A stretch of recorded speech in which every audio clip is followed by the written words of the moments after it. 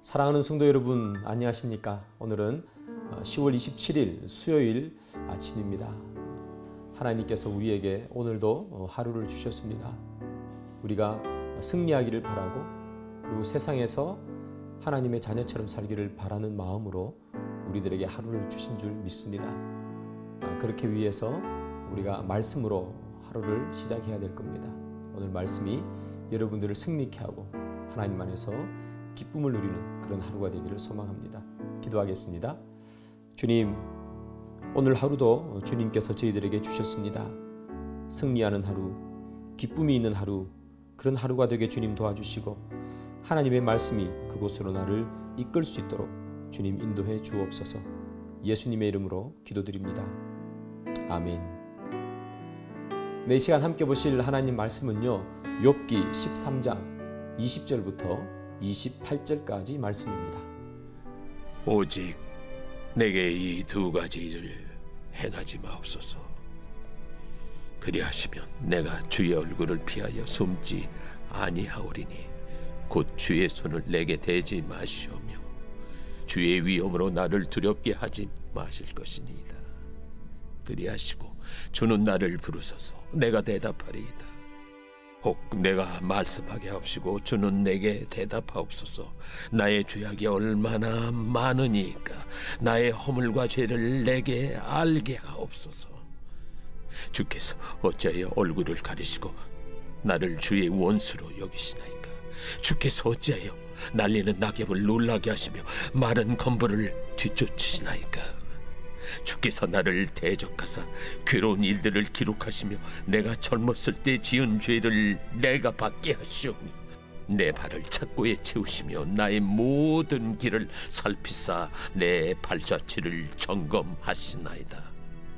나는 썩은 물건의 낡아짐 같으며 좀먹은 의복 같으니이다.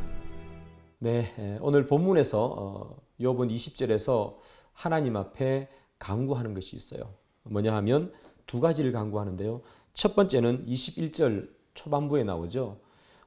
주의 손을 내게 대지 마십시오, 이렇게 이야기합니다. 하나님 앞에 간구하는 두 개 중에 하나, 첫 번째, 주의 손을 나에게 대지 말라. 다시 말하면 육체적인 고통을 이제 좀 거두어 주십시오 하는 그런 내용입니다. 또 욥이 하나님께 간구하는 두 번째는 뭐냐면 27절 후반부에 있죠. 나를 두렵게 하지 마십시오 라고 얘기합니다. 나를 두렵게 하지 않는다는 이야기는 정신적인 것을 이야기합니다. 정신적으로 힘들게 하지 말아달라고 이야기합니다. 오늘 본문에서 욥이 하나님 앞에 간구하는 두 가지는, 첫 번째는 육체적인 고통으로부터 좀 모면할 수 있도록 해달라. 두 번째는 정신적인 고통으로부터 이길 수 있도록 도와주십시오. 이 두 가지를 이야기하고 있습니다. 그러면서 욥이 계속해서 하는 말은, 하나님께서 그렇게 해주시면 내가 이제는 하나님 앞에 무슨 말을 좀 하겠습니다. 그렇게 이야기하면서 욥이 하나님 앞에 이야기할 세 가지를 오늘 본문에서는 이야기합니다. 그 세 가지가 뭐냐 하면, 첫 번째는요, 23절이죠. 나의 죄악이 얼마나 많으니까 나의 허물과 죄를 내게 알게 하옵소서, 이렇게 이야기합니다. 이 말은 무슨 말인가 하면, 내가 도대체 얼마나 큰 잘못을 지었기에 이런 고통을 당하고 있습니까? 하는 그런 내용입니다. 아무리 생각해봐도 내가 이만큼 고통을 당할 만큼 내가 잘못한 것이 없는 것 같은데 하나님, 내가 왜 이렇게 큰 고통을 당해야 합니까? 욥의 답답한 마음이 그대로 잘 드러나게 되는 거죠. 왜 내가 이렇게 큰 고통을 당해야 됩니까? 이것을 첫 번째 묻고 싶은 거고요. 두 번째는 뭐냐 하면 24절입니다. 주께서 어찌하여 얼굴을 가리시고 나를 주의 원수로 여기시나이까? 이렇게 얘기합니다. 왜 하나님께서 나를 원수처럼 여깁니까? 얼굴을 가린다는 이야기는 만나주지 않는다는 이야기거든요. 하나님께서 왜 자신을 숨기고 만나주지 않고 나를 원수처럼 여기십니까?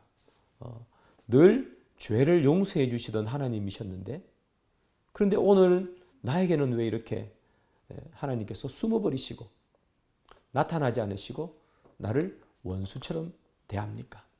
원수는 만나기 싫잖아요. 그래서 하나님이 자기 앞에 나타나지 않자 욥이 하는 이야기입니다. 왜 원수처럼 여기십니까? 세 번째 욥이 하나님께 묻는 질문은요. 25절입니다. 주께서 어찌하여 날리는 낙엽을 놀라게 하시며 마른 금부를 뒤쫓으시나이까? 이렇게 얘기합니다. 이 말의 뜻은 뭐냐 하면 여기 나오는 욥이 낙엽이나 금불로 자기를 상징합니다. 낙엽이나 금불은 그냥 이렇게 날려가는 보잘것없는 거잖아요. 왜 하나님께서는 보잘것없는 나 같은 사람에게 고난을 주십니까? 내가 뭐 대단한 사람이라도 되면 어찌 하나님께서 고난도 주시고 그것을 통해서 더 멋진 사람으로 만들어내고 하는 것이 이해가 될 텐데 자신은 그냥 금불과 같은 낙엽과 같은 존재이 아무것도 아닌 존재인데 왜 내가 이런 고통을 하나님 앞에 받아야 됩니까? 이렇게 묻고 있습니다.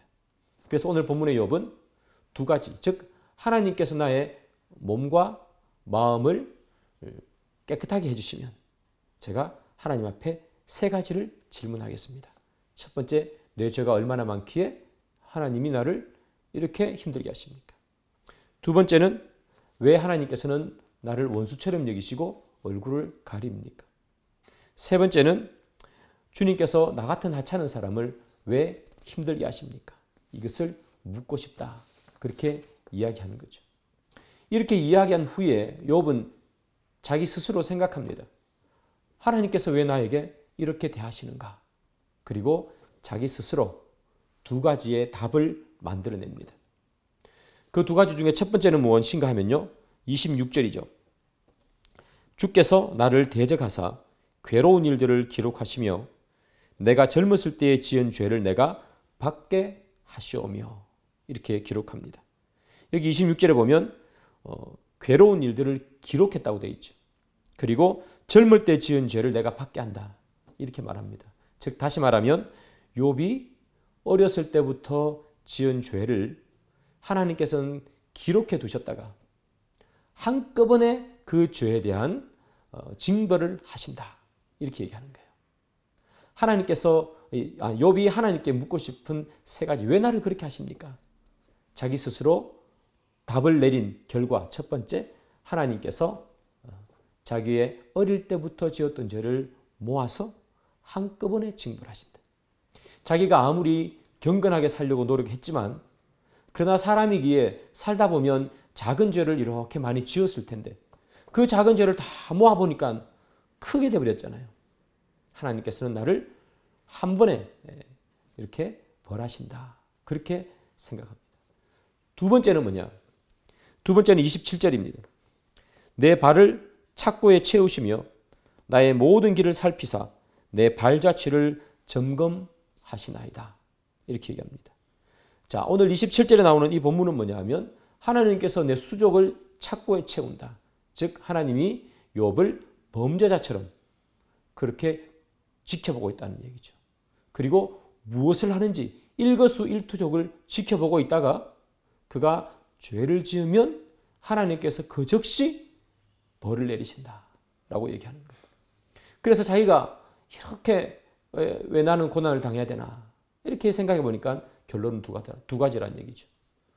어렸을 때부터 지은 죄를 한꺼번에 징벌하거나 아니면 나를 범죄자처럼 지켜보고 있다가 죄를 지으면 징벌하거나 이 두 가지일 것이다.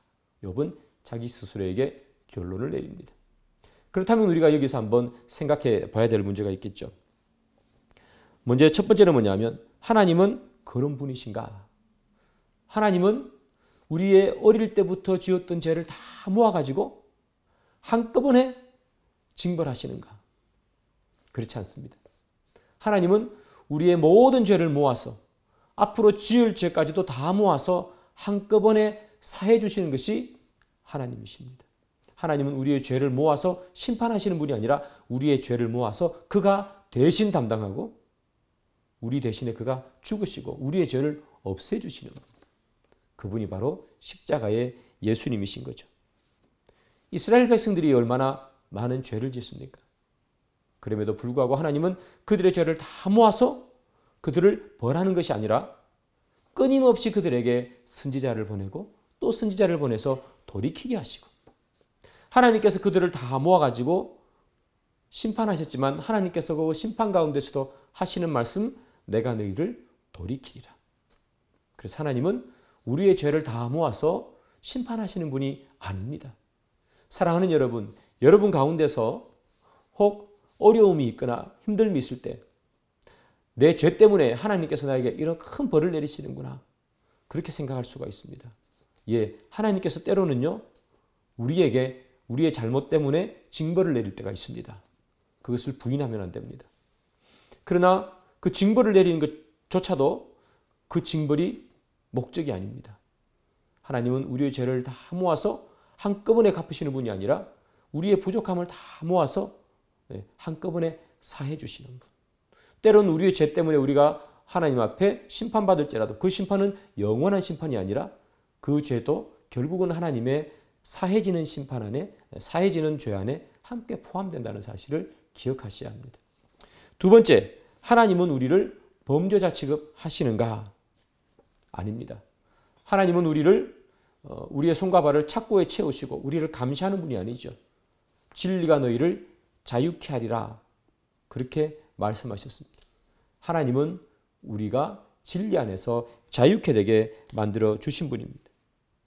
하나님이 우리를 범죄자처럼 지켜보고 있었다면 여러분과 저 가운데서 누가 살아남을 수 있을까요? 우리가 살아남을 수 있었다는 것은 하나님이 우리를 범죄자처럼 지켜보는 것이 아니라 긍휼의 눈으로 지켜보고 있다. 그의 아들이라는 생각으로 우리를 지켜보고 있기 때문이다. 그렇게 말씀할 수 있겠죠. 여러분, 욥은 고난이 깊어지고 무거워질수록 하나님에 대한 불평, 자신에 대한 답답함을 계속해서 토로합니다. 그런데 이것은 불신앙에서 나온 것이 아니라고 말씀을 드렸습니다. 불신앙에서 나오는 것이 아니라 사람의 고난이 깊어지면 인간이기에 나오는 연약함이겠죠. 욥이 하나님에 대한 불평을 해도요, 하나님께서는 욥에게 즉시 나타나셔서 너가 왜 불평하느냐? 너가 왜 믿음 없는 소리를 하느냐? 그렇게 하나님께서는 욥을 꾸짖지 않으셨습니다. 왜냐하면요, 하나님도 욥의 아픔을 아시기 때문입니다. 욥이 하나님 앞에 지금 이 말하는 것처럼 왜곡된 하나님에 대한 불평을 그는 늘어놓습니다.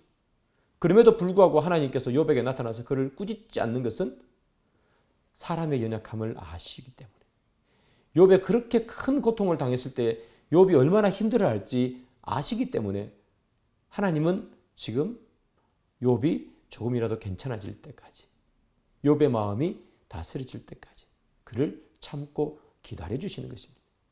그러기에 우리도 고난당하고 힘들어하는 사람, 그 사람들이 넋두리를 늘어놓아도 때로는 믿음 없는 이야기를 하는 것 같아도 우리도 하나님처럼 참고 그를 위해 침묵함으로 기도할 수 있는 우리가 되어야 합니다. 우리는 그분들을 심판하는 사람들이 아닙니다. 기도해주고 위로해주는 사람이어야 합니다. 여러분들 가운데 욥처럼 동일한 아픔을 당한 분이 있다면 우리 또한 하나님처럼 때로는 침묵하며 기다려주며 그를 위해 기도할 수 있는 저와 여러분 되기를 주님의 이름으로 축복합니다. 기도하겠습니다.